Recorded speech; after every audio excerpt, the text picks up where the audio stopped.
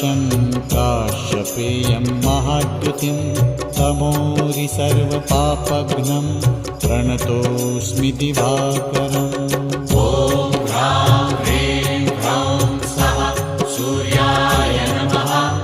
ॐ ह्रां ह्रीं ह्रौं स्वः सूर्याय नमः। जपाकुसुमसङ्काशं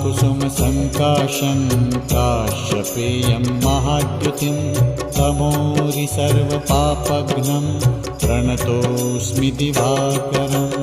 ॐ ह्रां